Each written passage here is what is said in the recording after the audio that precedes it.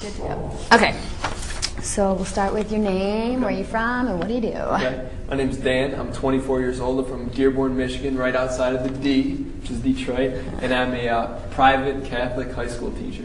Ah, how's that? It's real interesting. You know, working with the kids every day, I have to be on my toes. They're always trying to pull something off on me, trying to cheat. So I'm always on my toes, and it's a great time working with kids. You know? Oh, and what grade, or you just teach all ages? No, I teach freshmen, which are primarily 14 and 15 years old. So right at that age, when they're starting to turn into little bandits. Yeah. Terrible. All right, so do you watch Big Brother? Are you a fan? Be honest. Have you never seen it before? No, I've watched it. The last season I watched from beginning to end was season 2. As you guys know, Big Brother is a huge emotional commitment. You watch it 3 times a week. I've seen episodes from every season. I've seen majority of some seasons. But just as I've gotten older, my responsibilities have grown huge. I run a business. I don't have a lot of time to watch TV, but I always keep a beat on what's going on in Big Brother because I knew one day I'd be out here. So, yeah? Did you? Yeah. Did you say you run your own business?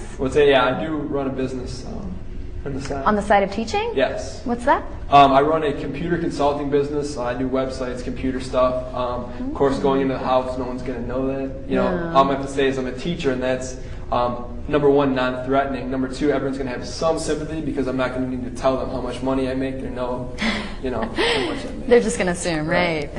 Good. So you're not afraid to lie in the house this year, huh? No. I think going to the house, the game's not about competitions.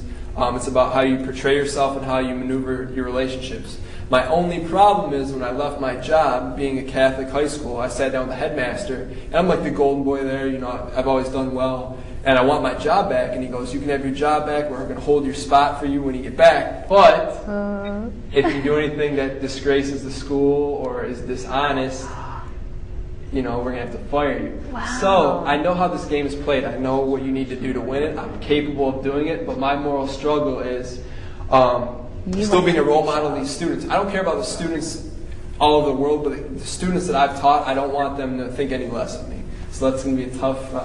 wow, so you got a challenge ahead of you, like an outside challenge. Right. Oh my God.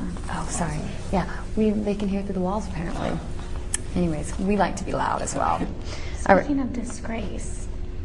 Yeah, so I guess you're not going to be part of any orgies in the hot tub this year, huh? I do have a girlfriend, if that's what you're getting at. I've been dating her for about a year and a half. When I told her we dealt with me coming out here a lot differently, I didn't show any emotion. I'm real excited to be out here, and she was a crying, sobbing mess. But she did support me, and she wants me to do well. But she knows how friendly I am with a lot of people, and so it should be an interesting season because that's another moral dilemma I have. I know I'm going to need to flirt and be friendly and things like that. Absolutely. But am I willing to sacrifice my relationship for $500,000? You have to tune in to watch. Oh.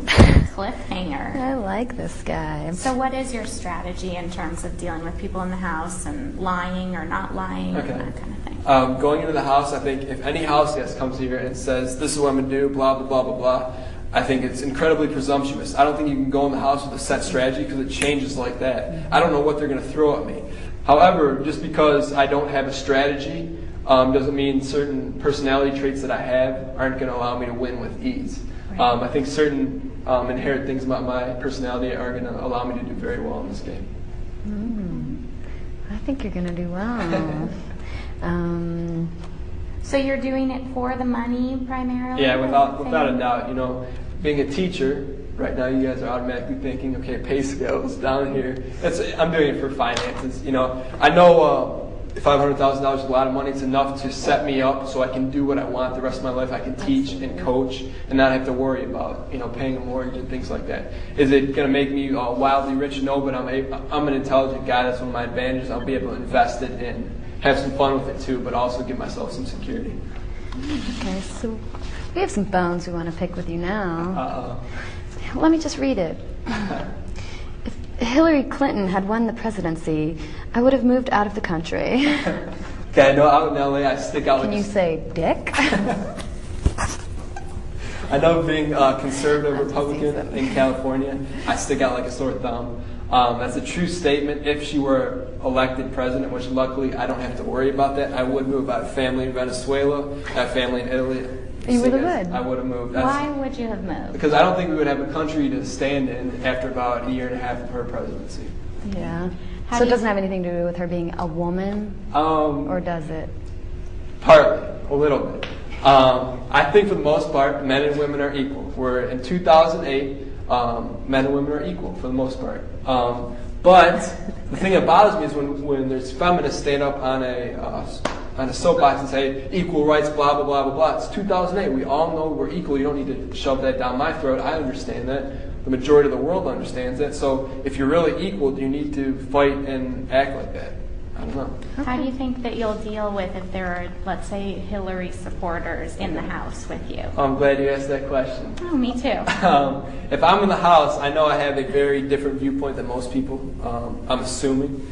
But part of my strategy is to disarm people through acting like I care. Like, if, say, you're a Hillary supporter, you say, oh, you know, what do you like about her, blah, blah, blah. So as you're spewing to me all your thoughts and why you're so proud of Hillary, I'm like, yeah, cool. And really, I really don't care. So after that happens, you know, then people might think I'm their friend, and then they're more easily manipulated. But you're not. If you ever see me get into a fight over politics or something like that in the House, it's because I'm controlling that fight. I want it to happen for strategic reasons. No one's going to bait me into anything. I have great control over my emotions. So. Okay, so you're going to be careful with your opinions and stuff. You know, you're just going to play on people. Right. I like that. And I'm glad I have your support. If you're in my corner, I'll do fine. No, I think you'll be fine. But I love that you think tattoos are trashy and that piercings are for freaks. What's wrong with you? Okay, well, growing up in the Midwest. I'm from the... Come on. You're from... Ohio's where Michigan dumps their garbage. I'm just kidding. I think Ohio's a great football state. Talk about talent coming out of there. But yeah. The initial question was piercings and tattoos. Okay, I grew up in a conservative area.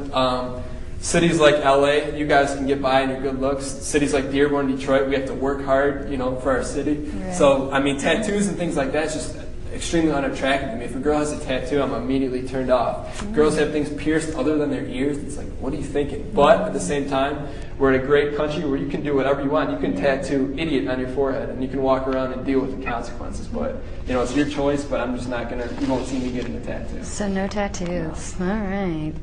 What are you most excited about being on the show? I'm excited about... Besides everything. Yeah, I'm never going to have a chance in my life to be in a house with 12 random strangers fighting for $500,000, doing crazy competitions, you know, probably throwing food at people, you know, and not having to worry about anything. I can go there, have a great time, and stab people and get $500,000. Yeah. You know, it's going to be a hell of an experience and something that not everyone in their lifetime can say they've done. That's so true.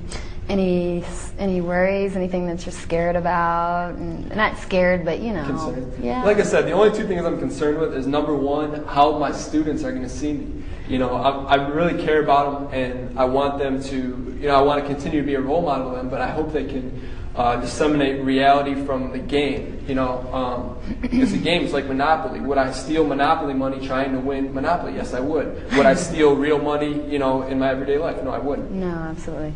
So. Well, hopefully they're at that age to where they'll know. Yeah, I hope so. I just hope the parents understand too. Parents could be a little different.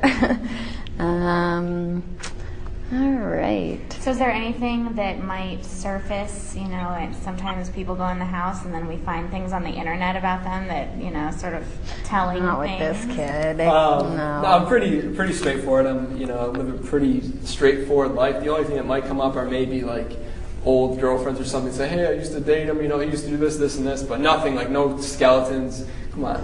I mean, you guys can look at No nude photos or anything. So you don't have any secret tattoos, and this whole thing is just a big cover-up. No, definitely not. All right.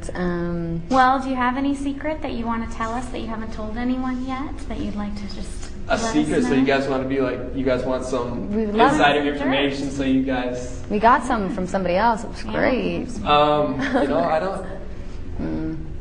The only secret I haven't told anyone else, is that I did coach college football for 2 years. Yeah, so we read that. Yeah, I mean, I haven't told anyone else that, so... Youngest person to do so? Yes, I mean, I was 22, coaching at Michigan State, and I was coaching guys who are 23, 24 years old, probably about 6'5", 280 pounds, and they have to listen to me. You know, and it was my job to make sure they listened to me. They didn't have to, but I had to portray myself in a way that they couldn't mess with me at all. So. And what'd you coach? Like, I coached D-line, defensive end specifically, and then the other year cornerbacks. So if you're a big football fan, you know what I'm talking about. I am die-hard football. Good. What's your college team? I don't really watch college. No? I'm all about the Bengals. See, I also, here's something I didn't tell anyone else. I interned for the Detroit Lions for 2 summers. So there's all your insider information that you guys are exclusive to. When did you do that? I did that the 2 years before I was a college coach. So the NFL and college football are 2 totally different things. I think college is more pure. The NFL is, it's strictly business. Yeah. Awesome. All right, so I think we've covered everything. Okay. Best of luck to Thank you very you. much.